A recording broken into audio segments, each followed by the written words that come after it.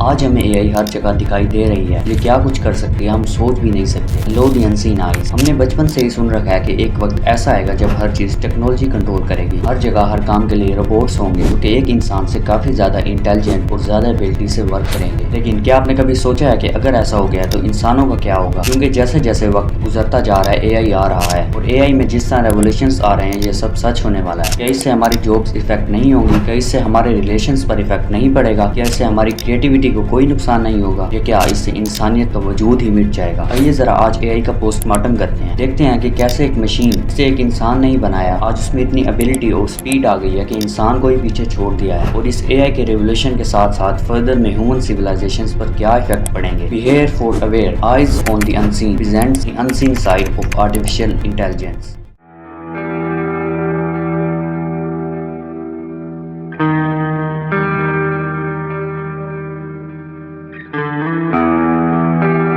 CEO Elon Musk, it has nothing to do with cars. Instead, Musk warns about artificial intelligence, which he has called more dangerous than nuclear weapons. And with artificial intelligence, we are summoning the demon. You know those stories where there's the guy with the pentagram and the holy water, and he's like, yeah, sure, you can just build what they want. That would be insane. And mark my words, AI is far more dangerous than nukes. Far. So why do we have no regulatory oversight? This is insane.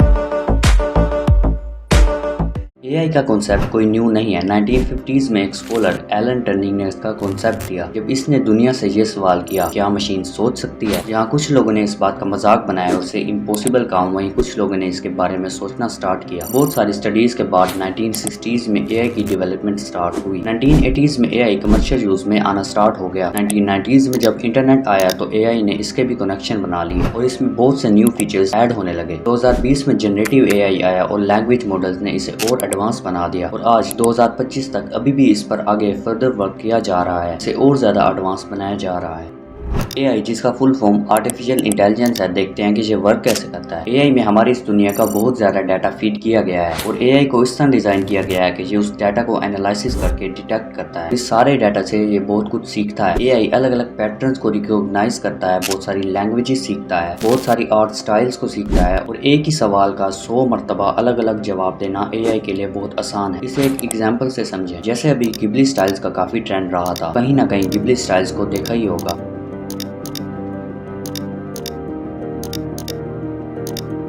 تو یہ کیسے بنتی ہے؟ Studio گبلی کی films اے آئی میں data کی form میں input کی گئی تھی، جس کی وجہ سے آپ جو بھی پکس اس میں ڈالتے تھے گبلی بننے کے لیے، اے آئی اس پر یہی گبلی فلم کا پیٹرن اپلائی کرتا تھا اور آپ کو گبلی مل جاتی تھی۔ آج کے اس بدلتے دور میں اے آئی آپ کو ہر جگہ نظر آ رہا ہے۔ ہمارے سوشل میڈیا کے تقریباً ہر ایپ میں اے آئی اب آ چکا ہے، چاہے وہ فیس بک ہو، واٹس ایپ، گوگل، یا ہر جگہ اے آئی کی انوالومنٹ ہے۔ جب اے آئی کا کنسیپٹ آیا تھا تو کسی نے سوچا بھی نہیں تھا کہ اے آئی اتنی پاپولیرٹی پا لے گا۔ آپ کے میسیجز کا بالکل ایکوریٹ اور کچھ ہی سیکنڈ میں ریپلائی دینا، آپ کے ای میلز لکھنا، آپ کی اسٹڈی میں، آپ کے ہوم ورک میں، آپ کی اسائنمنٹ ورک میں آپ کی ہیلپ کرنا، آپ کو ہیلتھ ایڈوائسز دینا، آپ کو ورچوئل اسسٹنٹ بن کر کام کرنا، اور اس دنیا کی جتنی بھی انفارمیشن ہے اس کے بارے میں کچھ ہی سیکنڈز میں آپ کو بتانا۔ پاسبلٹیز اینڈلیس ہیں، یہی اے آئی کو اسپیشل بناتا ہے۔ اب ظاہر سی بات ہے، جہاں اے آئی کے اتنے فیچرز ہیں جو کہ دنیا کے نظام کو بدل رہے ہیں، تو یقیناً جاب مارکیٹ بھی بدل رہا ہوگا، اسکول اور کالجز میں اسٹڈی کے طریقے بھی بدل رہے ہوں گے، پولیٹیکل سسٹمز بھی بدل رہے ہوں گے، ملٹری وارفیئر بدل رہا ہوگا۔ تو جہاں اس کے اتنے بینیفٹس ہیں تو وہیں اے آئی کی ایک ڈارک سائڈ بھی تو ہوگی جو کہ سب سے چھپی ہوئی ہے۔ آئیے ذرا دیکھتے ہیں اس کی انسین سائڈ۔ اے آئی کے جتنے بھی ایکسپرٹس ہیں آج کی ڈیٹ میں، انہوں نے آج سے 20 سے 30 سال پہلے پریڈکٹ کیا تھا کہ اے آئی کی جب ڈیولپمنٹ ہوگی تو سب سے پہلے بیسکس جاب جائیں گی، لائک کوئی بھی mechanical work, labour paper work, driving etcetera. ایسا بولا گیا تھا کہ AI روبوٹس آئیں گے اور یہ کام روبوٹس ہی کریں گے۔ دین اس کے بعد جائیں گی برین جابس جس میں دماغ لگتا ہے، like office work, programming, calculations, research etcetera. Last میں جائیں گی کریٹو جاب جس میں انسان اپنی کریٹیوٹی لگاتا ہے، like artist, painting, editors, writers etcetera. But آج اس کا بالکل الٹا ہو رہا ہے، یعنی سب سے پہلے کریٹو جابس اور برین جابس ہی گئی ہیں۔ جو وقت سب سے ڈیفیکلٹ لگ رہا تھا اسے AI نے سب سے پہلے کر دکھایا۔ اسے اب ایک ایگزامپل سے سمجھیں۔ سپوز آپ کو مرزا غالب صاحب کا انداز بہت اچھا لگتا تھا اور آپ چاہتے ہیں کہ آپ کے دیے گئے ٹاپک پر کاش غالب اپنے انداز میں ایک غزل لکھتے۔ یہ سب پہلے خواب ہی لگتا ہوتا تھا، لیکن آپ آج ChatGPT پر جائیں، اوپر اپنا ٹاپک لکھیں، دین اپنے پرومپٹ میں لکھیں کہ اس پر مجھے غزل چاہیے مرزا غالب کے انداز میں۔ پھر ہم سیکنڈ کے بعد آپ کے دیے گئے ٹاپک پر مرزا غالب کے انداز میں ایک مکمل غزل مل جائے۔ اس سے آپ اس بات کا اندازہ لگا سکتے ہیں کہ AI کریٹو جابس کو کس طرح ختم کر رہا ہے۔ ایک آدمی جو اس دنیا میں ہے ہی نہیں، اس کے انداز میں اتنی بڑی غزل، وہ بھی آپ کے دیے گئے ٹاپک پر، AI کریشن۔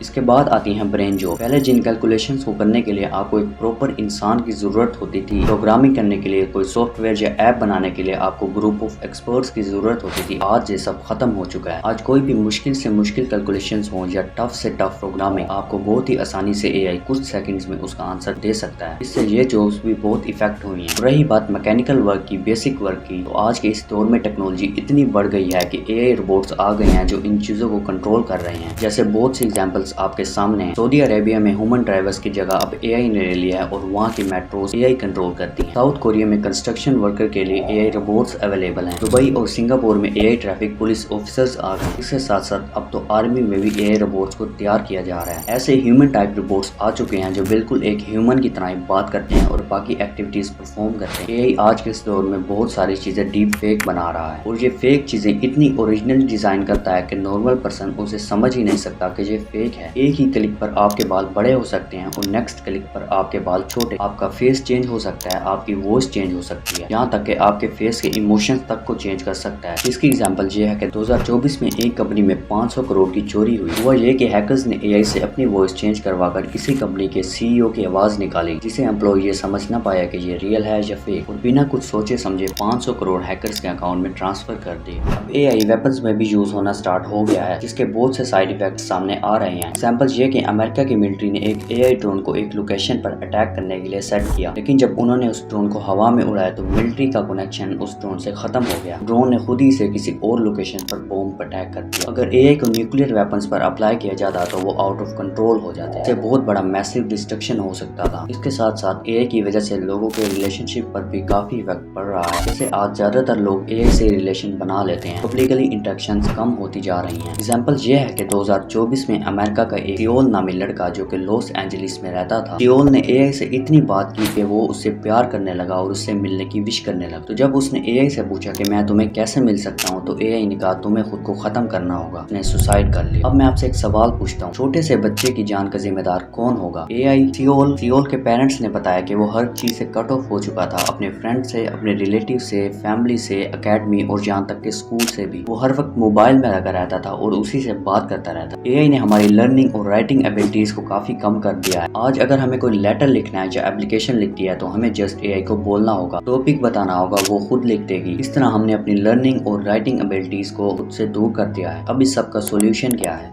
AI کی بڑھتی ہوئی ڈیولپمنٹ سے صرف انہی کو فرق نہیں پڑے گا جن کی کریٹیوٹی بہت زیادہ یونیک ہے یا جو دنیا کو ایک الگ نظریے سے دیکھتے ہیں۔ آسان ورڈنگ میں یہ کہ جو لوگ ایسا سوچتے ہیں کہ جیسا ایک مشین بھی نہیں سوچ سکتی۔ AI کی ڈارک سائڈ سے بچنے کا سب سے ایزی طریقہ یہ ہے کہ AI کو صرف ایز اے ٹول یوز کیا جائے، جس طرح کیلکولیٹر، کمپیوٹر، اسمارٹ فونز، ان کے یوز سے ہم اپنے ورک کو ایزی بنا سکتے ہیں، بٹ ہم کریٹیوٹی پر کوئی افیکٹ نہیں پڑتا۔ ہیومنز کے پاس ایسا کچھ ہے جو کہ AI کے پاس نہیں ہے، اور وہ ہے observations through nature and emotion. ایک مشین کے پاس کوئی ایموشنز نہیں ہوتے، اس لیے کئی بار ایک انسان کے ایموشن سے اس طرح کنیکٹ نہیں کر پاتے جس طرح ایک انسان دوسرے سے کر پاتا ہے۔ لیکن جس طرح AI میں ریولوشن دیکھا جا رہا ہے، AI آگے بہت زیادہ ایڈوانس ہونے جا رہی ہے۔ ہماری پریڈکشن یہ ہے کہ فائنل AI اور ہیومنز میں سے کون سروائیو کرے گا، تو یہ معاملہ ابھی تک 50-50% ہے، but in further no idea. تو یہ تھی ہماری آج کی ڈاکومنٹری، جس میں ہم نے آپ کو لائف کے کافی اسپیکٹس کے لحاظ سے AI کی ایڈوانٹیجز اور ڈس ایڈوانٹیجز بتائی ہیں، اور AI کی انسین سائڈ کا بھی آپ کو بتایا۔ Thank you for watching our full documentary.